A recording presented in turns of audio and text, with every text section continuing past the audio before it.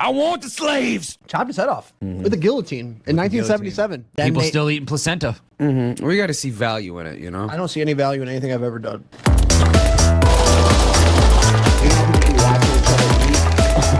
You eat all yours first, and then after you finish, I can eat mine. No. You know how people be like mukbanging? You know what a mukbang is? It's where people like literally just hang out and watch other people eat like obscene amounts of food. Like solely just watching people eat. It has to be a sex thing, right? Gotta be. A little bit. It has to be like a boner thing. Trey, what'd you get from McDonald's? I have the Angel Reese special, bro. Did you really? Pop Barbecue bacon quarter pounder. Money shot. Filet of fish. Add picky. I don't think these motherfuckers gave me onions, though. Well, give me that mustard. Look at that sop up. God dang. Pickles and onion. On everything. And tartar sauce. Napoleon Exile Island. You ever watch Napoleon? Okay. So good. I love Joaquin. Me too. I thought it was great. You did have some badass freaking war strategy, though. Okay. So it was weird. Napoleon wasn't killed. He was put into exile. Yeah, no, he wasn't killed. I'm saying it's weird. Dude, he tried to. He got exiled once before. Had a regime of people that still loved him before he got exiled. Snuck back. Gained like a small army and tried to take back. Got exiled again. And talk about being blessed, too. He got exiled twice, and each time it was like the first time you're going to get put on an island with 30 servants, 30 chambermaids, and this much amount of money. Tries to throw him over and recreate the revolution again. All right, Napoleon, nice try. This time, You're only getting 15. 10 chambermaids, 10 housewives, and a little less money. Okay. Then he went back the second time, and then I guess he died of a stomach ulcer on the island. Which is nice. I literally just tried to overthrow Parliament and the king, and Why wasn't he killed? we're gonna cut your chambermaids down because he was so respected. You gotta watch Napoleon. Like, I'm very aware of his story. I'm saying it's weird that he wasn't killed. oh, I know. Like why? Like that doesn't make any fucking sense. Well, what did he have on them? Because he did help launch them into freaking he helped launch them into freedom and a whole nother revolution. Like he helped open the door for some shit, but I think he got a little too gung ho with it, and they were like, no, bro, you need to slow down. We got what we needed. You're reaching a little too much. Slow down, Mussolini. Slow down, Adolf. Slow down, Stalin. Like, If he wouldn't have invaded Russia, he would have been fine. he would have been fine. Mm-hmm. But like the one thing, if like you don't have to watch the whole thing, but I would just love you to see the part where they weren't sure about his war strategies, and there's this badass scene where he's I forgot who exactly. The frozen lake. Do you know about the frozen lake? That's not a real story. That's 100% not real. Mm-hmm. You fact checked it. Yeah. I know Napoleon's story really well. You looked up the lake story. That's complete fabrication. It's not. That battle was fake. It wasn't like that. No. No. Oh, okay. Can you imagine if it would have been though? Yeah, very cool. That shit Very was fucking really cool. sick. That So shit cool. was really sick. Yeah, so cool. I ruined things for myself. I'm sorry. It's okay. It's okay. It's better than me. I don't want to live in a fairy tale my whole life. Well, it's like I don't even know if this. Napoleon sent 1,000 horses to a icy death across the lake. Yeah. But it was so sick. Very though. cool scene. Would have been a really cool badass like war strategy though. But even if that wasn't 100% accurate, he had a lot of victories under his belt. Yeah. He basically took over the world. Yeah, Genghis Khan. Alexander the Great. Alexander the Great was good too. Alexander was weird because he thought he was half god. Yeah, a lot of them did. He was told by a priest when he was a kid from his mother that he was the son of like Zeus. I believe it. Mm-hmm. So he didn't think he was Macedonian. Oh yeah. Homer had just finished the Iliad. There's a whole thing that they say Alexander was a Nephilim. What's a Nephilim? The sons of the fallen angels. Oh, okay. The rock angels. No, like the Nephilim. Oh, those are the Watchers. All same energy. Okay. Yeah, they say that he was a Nephilim. That's why it kind of makes sense though, because like, bro, thank you. He just cut through people. Foresaw it. Yeah, thank you. He just cut through countries like butter, bro. Was cutting through countries like butter. It doesn't make sense. The rise was nuts. Dude, he Same with Napoleon. He went on war. No, well, I mean, Alexander was different. He was at war for like a straight decade, bro. Yep. Could you imagine on foot conquering the entire country, like our country? I mean, the amount of time, but I mean, dude, I don't know. It doesn't make sense that he would crazy. be able to cut through people like that. It's crazy to say out loud, but and keep men. But it's crazy to say out loud, like it doesn't add up. But at the same time, all these dudes had were time, nothing but time. What are you gonna do for the next 4 months? Well, That's all we got now. let's sail across the Pacific. Don't you the wish life Northern, was like the that? Atlantic, I know. Don't you wish life was an adventure? Yeah, I mean, Dude, I am kind of, but adventures can be scary. Most adventures end up pretty bad for the common folk. Yeah, You know what I'm saying? I'm okay with it ending early. Only a couple of heroes end up prospering in the end. But I mean, no, dude. It's not even that, bro. Like, dude, it's like, are we supposed to? Okay, we're gonna go off on a different way. Are we supposed to like wake up and work? Like, are we supposed to go somewhere? It can't be healthy for people, and this is a very new thing. It's a very like in the last like 150 years type thing. It's an experiment, and it's going wrong because there used to be an agreement between employers and employee. You come here, work.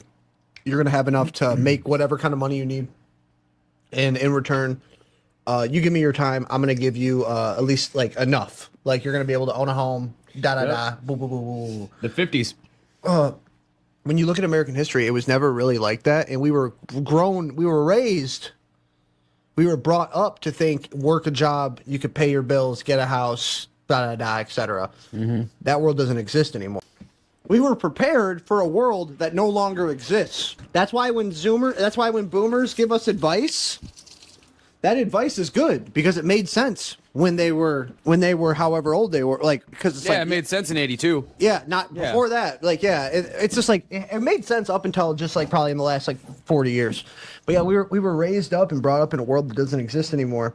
And it's like I don't think we're supposed to go places for however many hours a day and just shut our brains off. Yeah, no. I don't think it's supposed to be like that. It's like, yes, everyone has to work.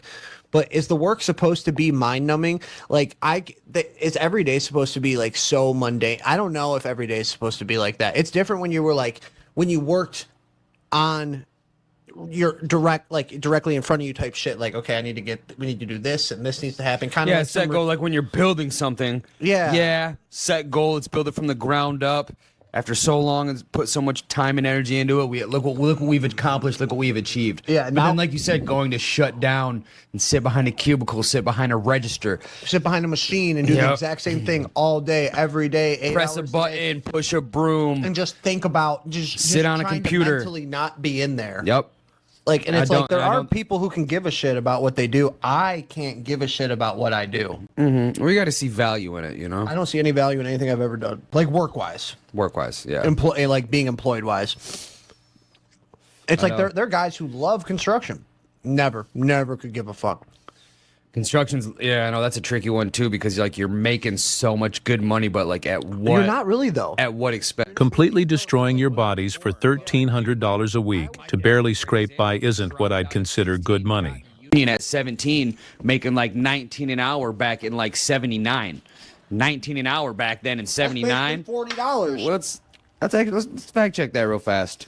I would say, well, here's the thing. How much do you think $17 was back in 79? You got to factor in everything else too, because the money's worth more now, and the money's worth less, and everything was way less. Way less back then. Yeah. So, how much was $17 an hour in 1979? There's an inflation calculation. $17 in 1979 is equivalent in purchasing power to about $74.39 today. Okay. So that way. So in 79, making 17 an hour at the construction company was almost $100 an hour. Milk's 50 cents, gas is 40 cents, a pack of cigarettes is 40 cents. Okay, so that went into. You feed the whole family at McDonald's for $3.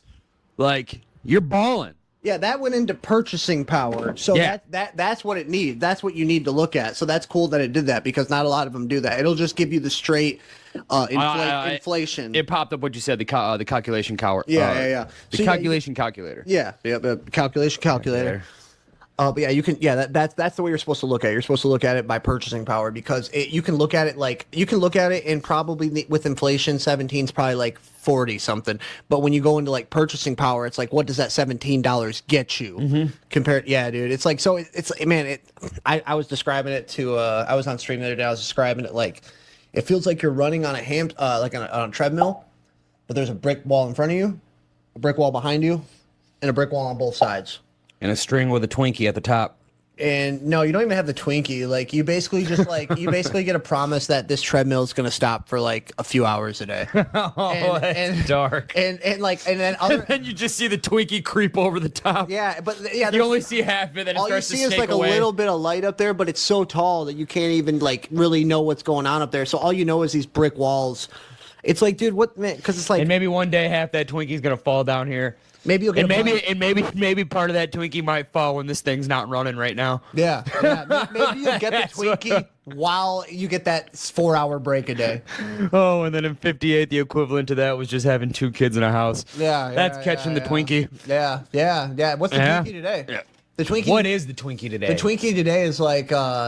What is the Twinkie today? Like not having to think about what a pop costs at the gas station.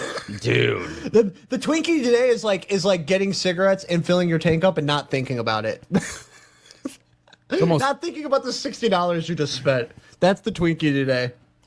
$20 today will get you a fairly decent pack of cigarettes and a couple trips across town. If you're driving a truck, it's to McDonald's and back. Yeah, one trip. Like that's what nuts. I'm saying though, dude. I don't think we're supposed to be living like this. Just stresses me out, bro. And it's like, dude, what, man? It's like then you look at it from like my perspective. I don't have any kids or anything. What's the point? Yeah. Do you get what I'm saying? No, I it's get like, you 100%. Do I chase things just to like? Here's the thing. I already had my fun coming. I already had like, you know what I'm saying? It's like if I was just chasing puh, then it's like that's already been achieved. That's not enough. Yeah, that's not enough to like keep going. And like then it goes. That's where you're going into the faith thing and everything. It's like what other point unless you're like trying to seek something like deeper inside, because otherwise it's like what's the point? Because I'm never gonna be able to reach these things that we say we need. Like, and it's kind of frustrating because it's like it feels like they're not achievable I at some work point. these jobs and it's all good and everything, but like, what's the end goal? Like, I'm here. I'm like, what's the end goal?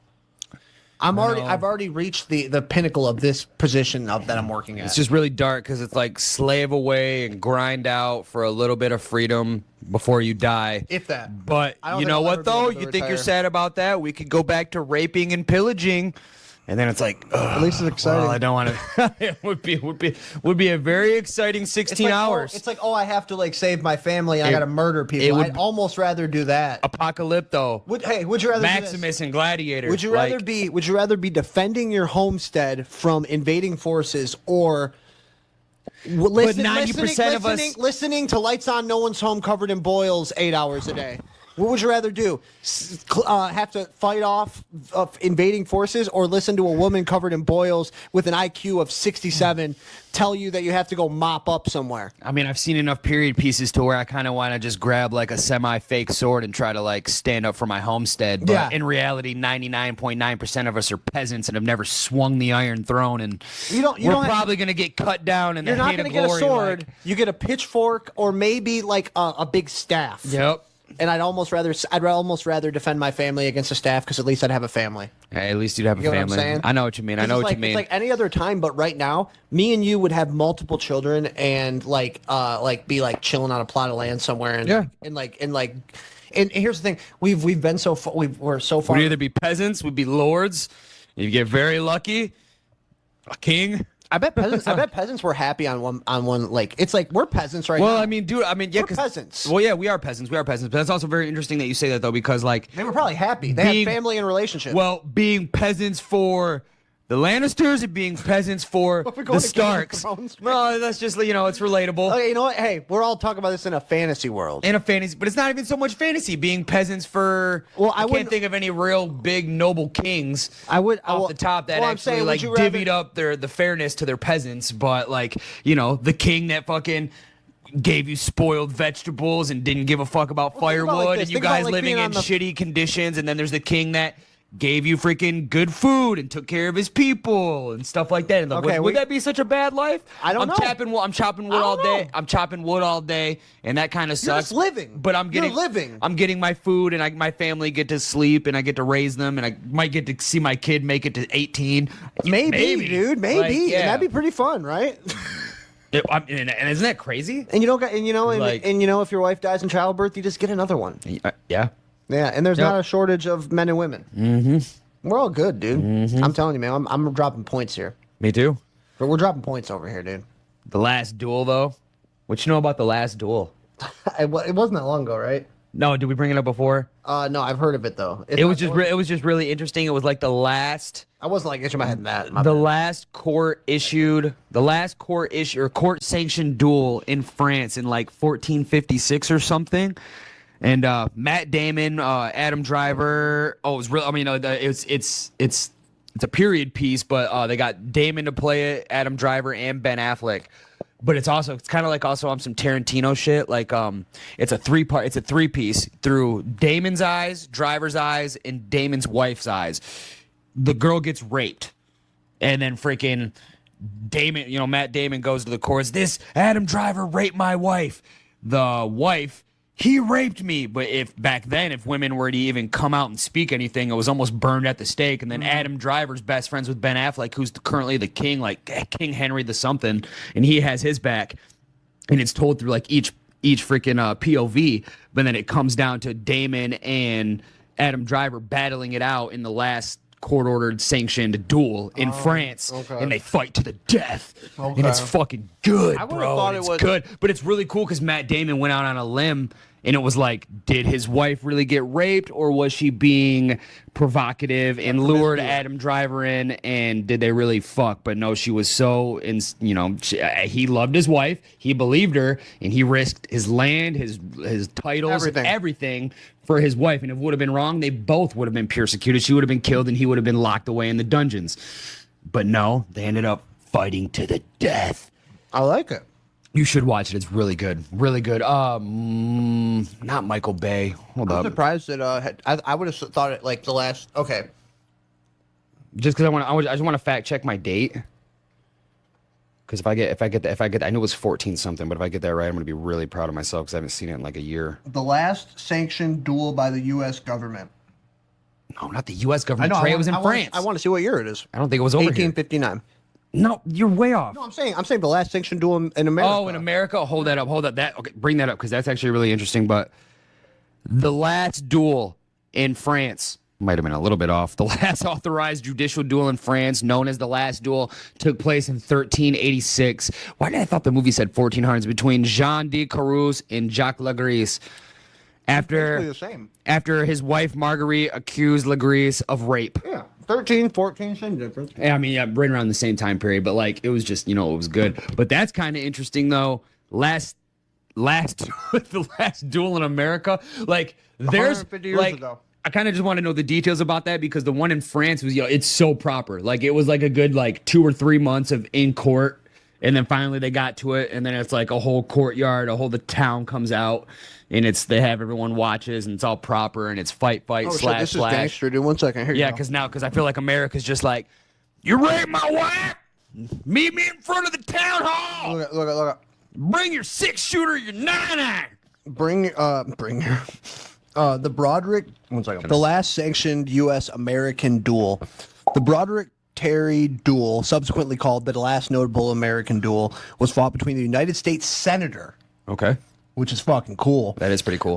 David C. Broderick of California. Ooh, okay. And ex-Chief Justice David S. Terry of the Supreme Court of California. So just a couple of Congress boys getting their hands muddy. Dude, like a Supreme Court judge and a United States Senator is the last sanctioned U.S. American duel. You took my feathered pen? Look at the two men had been friends and political allies within the Democratic Party. However, Broderick was an abolitionist, whereas Terry was pro-slavery. Ooh. Intense political disagreements led to bitter resentments, which in turn led to a challenge to a duel and the fatal encounter in a ravine near Lake Merced in San Francisco. Not long after the duel, both public opinion and legislation turned strongly against the custom of dueling.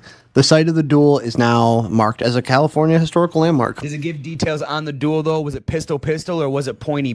Was it with the swords? All I know, after his violent death, Broderick was treated as a hero and a martyr for his cause, the fight against slavery. So, because basically, don't tell me yet, but basically it just boiled down to, I want the slaves. I don't like slaves. I say we free them. I say we keep them. Now, how'd they kill each other? Wait, which one won though? Broderick lost. The abolitionist? The guy who was not stoked on owning people. Okay, good. No, he lost. Yeah. Oh. Good. Yeah. Oh, God. Yeah, he's right. Oh, God. Oh, God. And what year was this? He's right. 1859. But hey, so the reason you say that was right around Lincoln too, right? Or no, the Civil War was like 1860, something, right? Yeah. 18 something. 1 second. When was the last guillotine used in France? You're gonna be surprised. That's Ready? a good one too. What year? Tell me when the last time you think France chopped someone's head off. Okay. I'm gonna go ahead and say as early as 1900s, late 1800s. Give me a 10-year time frame. 1910, 1890. 1977. Oh, way off. They chopped someone's head off like 30 years ago. That's 50 years ago now, but yeah. 50 years ago. That's still not long ago. 1977 is basically 20 years ago. That's basically yesterday. It's basically last week. That was a few weeks. That was last week. Ago, yeah. Yep. And that's wild. Hamida de Jean Duby. All these crazy French names, I know. I don't even sound French. That sounds like Middle Eastern. Abu Dhabi. Okay, so he was executed at 4:40 in the morning. I think people watched too. Ooh. Yep, he was the last person beheaded in the Western world. Capital punishment was abolished in 1981 in France.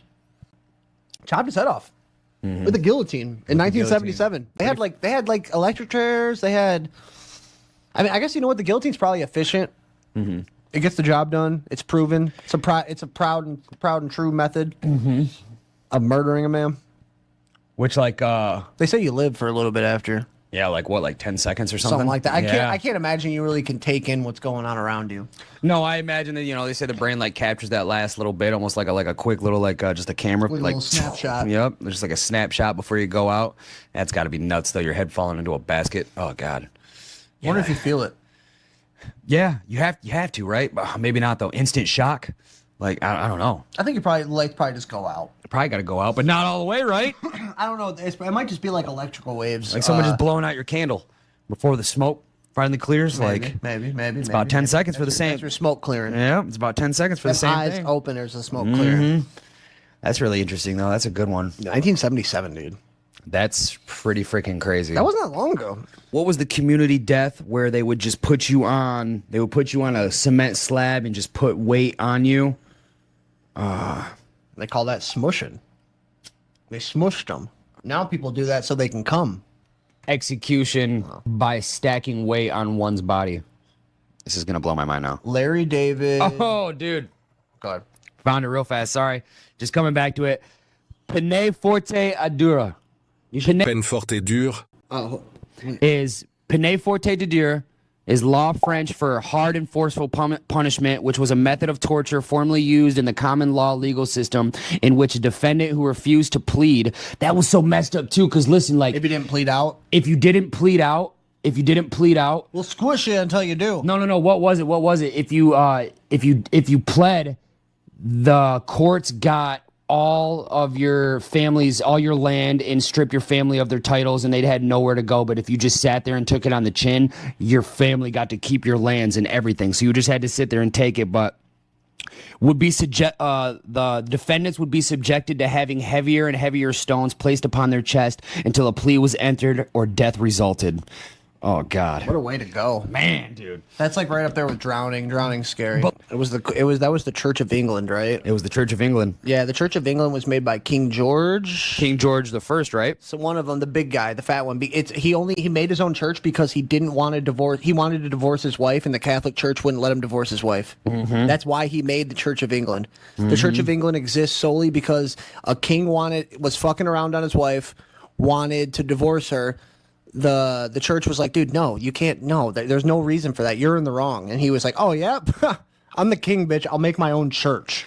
That's exactly what it was too. I was trying to figure out what the opposing faith was. It was Catholics. Which is why when trinicide, when a group of people try to overthrow a tyrant.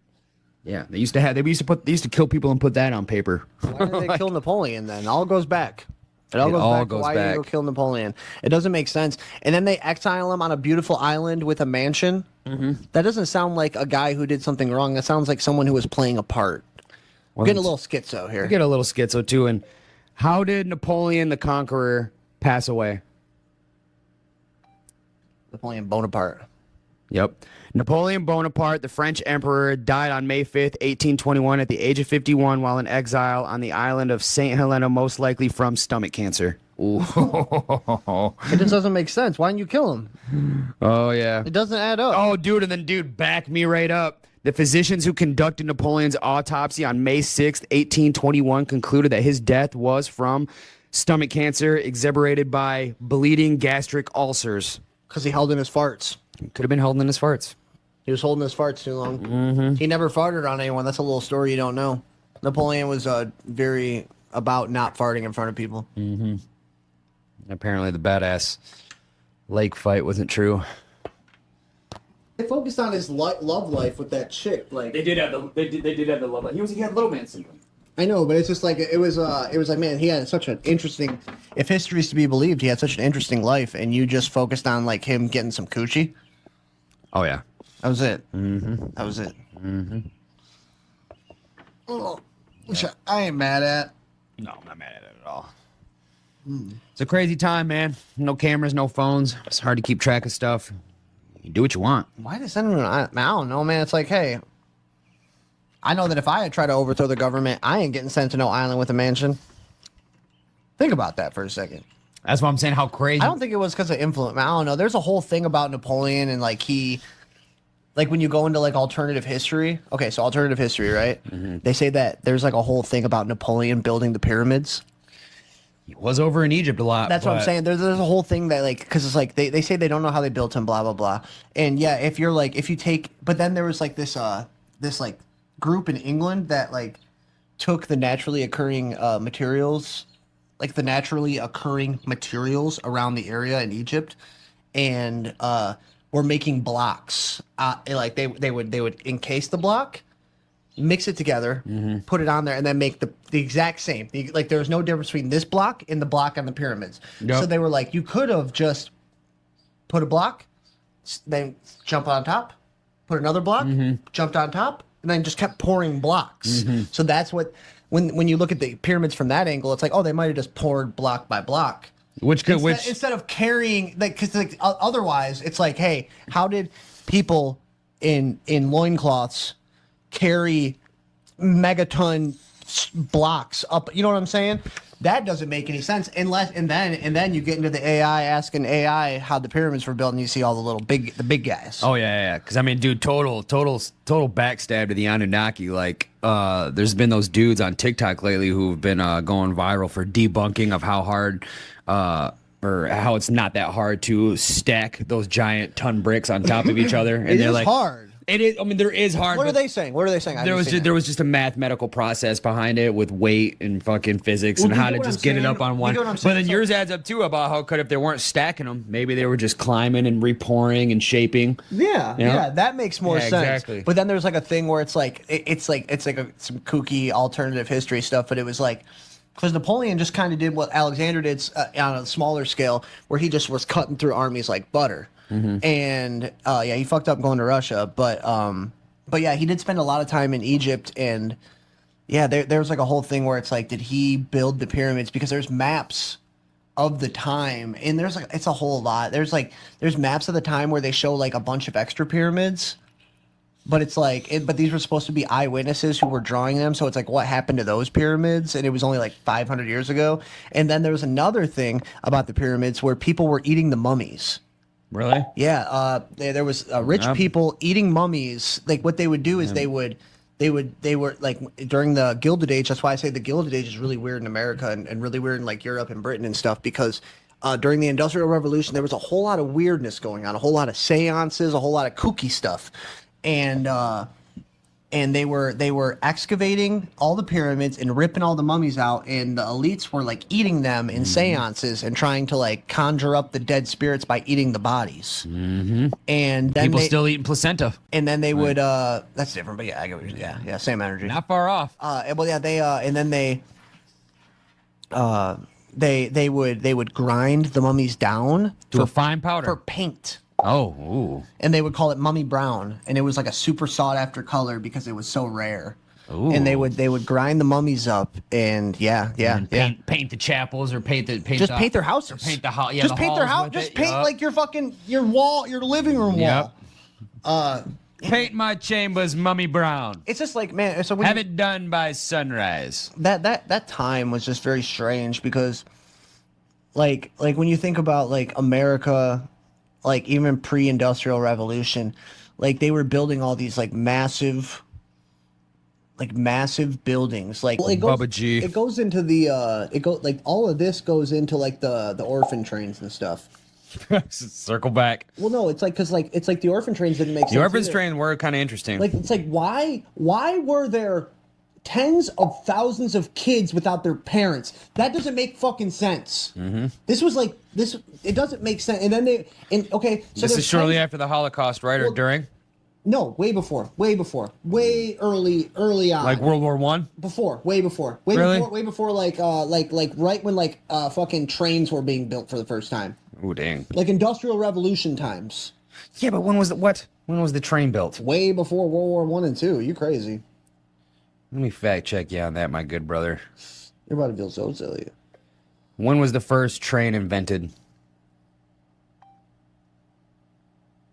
Not that far off, Trey. 1804. Yeah, that was 120 years before this first.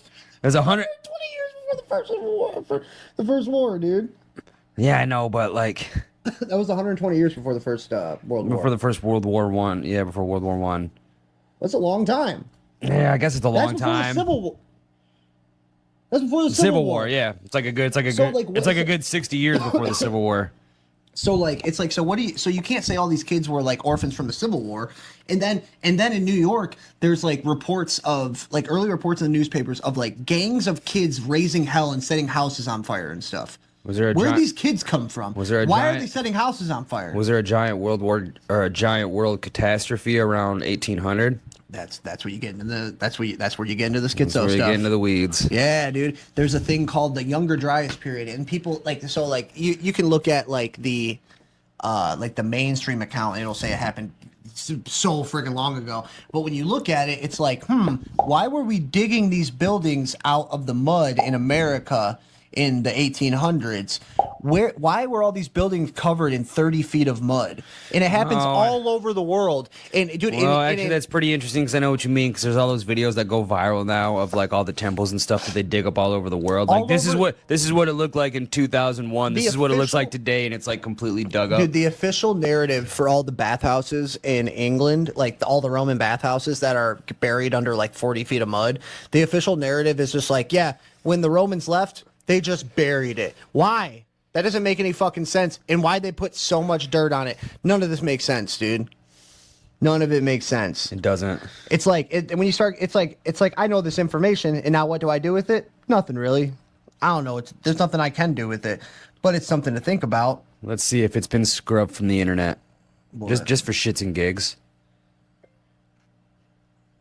Giant worldwide catastrophe in 1800. The great disaster of the 19th century. Nope. Were the natural disasters in the 1860s? Nope. They don't say anything about it. Researchers say 1800s global famine could happen again. Famine, but They it just- probably would have took out a lot of the kids as well. They just need a reason to. They just need an answer for all the craziness. Oh, and there's like also there's a thing called the Boxer Revolution. What's the Boxer Revolution? So, this is a true story. It's kinda Supposedly, crazy. I don't really see anything around 1800. supposedly in China, supposedly there was like a micro world war. There was a micro world war before World War I in China, called the Boxer Revolution, and supposedly it was a bunch of like kung fu fighting martial artists who said that like bullets can't hurt them, and like Ooh, that's where they came up with the ping pong ping. everyone was kung fu fighting. Chuck Norris catching bullets with his No, mouth. so basically there was a big like sect in China of these guys called the boxers, and because they were called Chinese boxing before they understood what like kung fu and karate was. So there was these Chinese boxers, they're called the Boxer Revolution, and there was like a 9-nation like delegate that was sent over, and even America sent troops over to fight these boxers in China. Why did they need the world to get together to fight a bunch of dudes who don't use guns? Doesn't make sense, right? And it was like Leonidas all in the the countries. 300, bro. 1 second. They one might have second. been baddies. Dead ass. 1 second. 1 second. Hey, look, we caught one. Boxer Revolution. The Boxer Rebellion, 1899 to 1901, was known as was an anti-foreign, anti-imperialist, anti-Christian uprising in North China. Here's the official story. In northern China between 1899 and 1901, towards the end of the Qing dynasty, by the Society of Righteous and Harmonious Fists, known as the Boxers in English, due to many of its members having practiced Chinese martial arts, which at the time was referred to as Chinese boxing. It was defeated by an 8-nation alliance of foreign powers. Why? Whoa. Why did you need so many bodies there? Harmonious Fist too. That Look just at- sounds like beautiful and deadly at the same time. They kind of a gangster name. That's what I'm saying. Like, Harmonious yeah, I was just gonna say, like, just gifted with their hands. It Like, sounds like it would be like a really sick, like new metal band. yeah. The Harmonious Fist to be like some some Fred Durst knockoff. I'm just thinking like 1,000 Bruce Lees. Look at so the 8 nations with their navals from top to bottom. So they had the United States, French, Austro-Hungarian, Ooh, that's me. Japanese, German, Russian, and the Royal Navy. And there's this one right here. I don't know how to say it. 1 second. Damn, they had In the Italians. So they had an 8-nation alliance to go fight these. Everyone, the Harmony Fists. a bunch of the Harmonious, the delegation of the Harmonious Fists. Harmony Fee. 1 second. That's interesting, though, right? It is really interesting, actually. That's Yeah, literally the Society of Righteous and Harmonious Fists. That's a cool fucking name. that's right up there with the Hot Gates, dude, and the Spartans and the Persians, dude. That's so weird, though, right? Just taking freaking nations and nations to go take on a small badass one that they can't do with. We can't destroy this one nation with just one nation. it's weird. We got to stack them, but it's crazy how it repeated itself in so many different spots of the fucking Check it out. globe. So the whole world had to get together to make sure the Qing dynasty died. Why? I wonder who Why? Do you get what I'm saying? Why did the world give a shit that the dynasty in China was dying? I know, I wonder- And why did they feel the need to smush it out? I wonder who the Xerxes of the That's so weird. I wonder who the Xerxes of the 8-nation rebellion was against the Boxers. I just want to know. Here's the I'm thing. serious. Well, no, it's like there had to be one dude running it. why did China Jews? Oh god. No, I'm playing. The China. It's just weird because it's like why? It's like why would America in the late 1800s, early 1900s give a shit about like? Don't we have other stuff going on? And isn't it supposedly America still being built? Why are we sending people over there if we just got our independence? No, that was 100 years before independence, but still though. Oh, sad. Okay, that lasted longer than I thought. That's good. Feel how hot that is. That's fucking hot. Yeah, dude. I don't understand Why'd they it. do that? I don't know. That bitch is cooking. I know.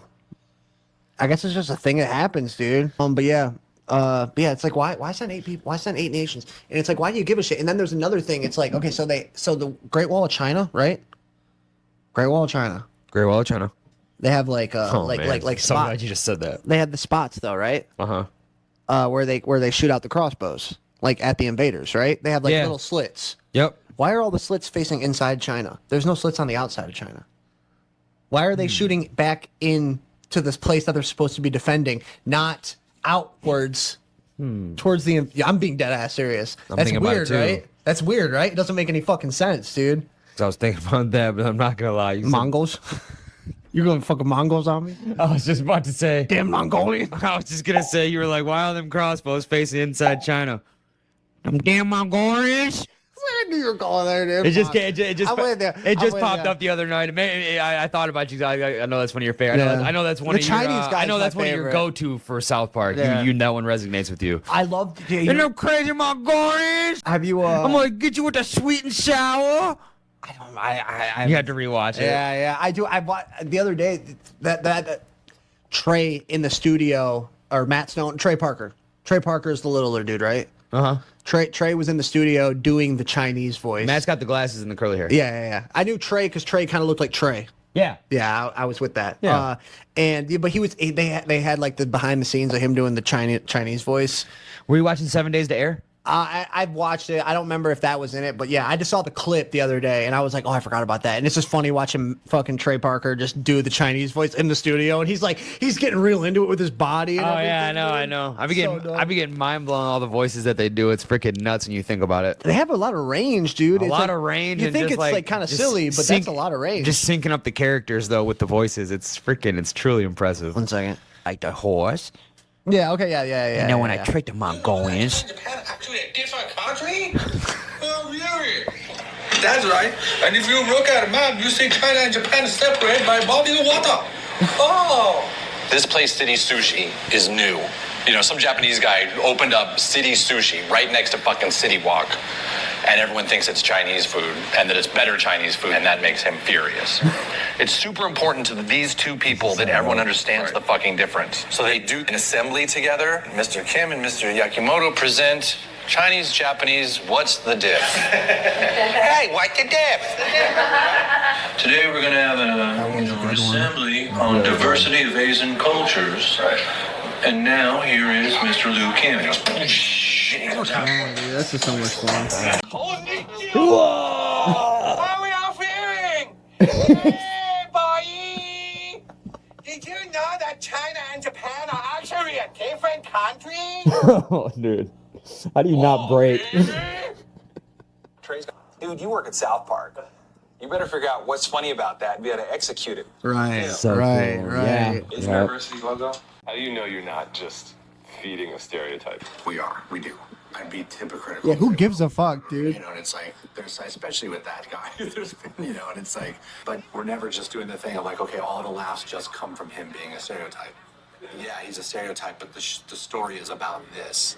Yeah, 'cause it's fucking ridiculous. It's ridiculous. It's that's why it's funny, bud. It's I think that there's actually... It's so stupid that like even ask them those kind of questions. It's like, bro, dude, you leave the fucking goats alone, dude. Don't be fucking weird. They're grandfathered in, dude. Well, it's like They've been grandfathered in since fucking 07. Like, well, you're gonna good, ask bro. them like you're gonna that's just like weird like political stuff that you're like zipping in there, and it's like do you fucking ask? You're gonna ask Trey Parker and fucking Matt. Shut the fuck up, dude. Bitches that get put to sleep when I push it deep. Bitches that get put to sleep when I push it deep. Bitches that get put to sleep when I push it deep. Bitches that get put to sleep when I push it deep. Bitches that get